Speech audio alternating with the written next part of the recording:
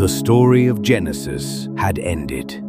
Joseph was gone. His brothers were gone, and many years had passed. But the people of Israel continued to grow in Egypt. Their families became larger and larger.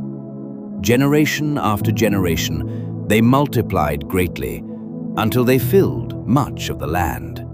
But then, a new king came to power in Egypt. This Pharaoh knew nothing about Joseph or the good he had done for Egypt. When Pharaoh looked at the Israelites, he became afraid. He said to his people, "Look at how many Israelites there are.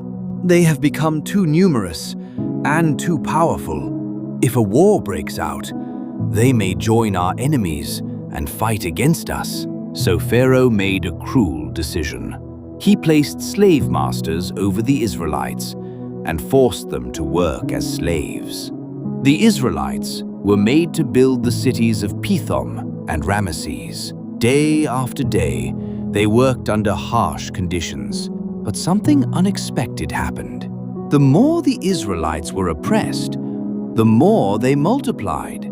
This frightened Pharaoh even more. So he made their lives bitter with hard labor. They worked in the fields, made bricks, and carried heavy loads. Yet the people continued to grow. Pharaoh then came up with an even more terrible plan.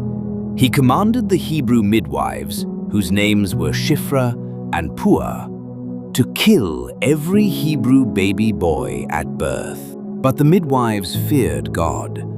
They refused to obey Pharaoh's command. Instead, they allowed the baby boys to live. When Pharaoh asked why they had not obeyed him, they answered wisely, "The Hebrew women are not like the Egyptian women. They give birth before we arrive." Because the midwives feared God, he blessed them and their families. But Pharaoh's anger grew stronger. Finally, he gave an order to all the people of Egypt. "Every Hebrew baby boy that is born must be thrown into the Nile River. But every baby girl may live." A dark shadow had fallen over Israel. The people were suffering. Their children were in danger. And it seemed as though no one could stop Pharaoh. But God had not forgotten his people. Even in the middle of slavery and fear, God was preparing a deliverer. A baby would soon be born who would change the history of Israel forever. Exodus chapter 1 reminds us that even when evil seems powerful, God is still in control.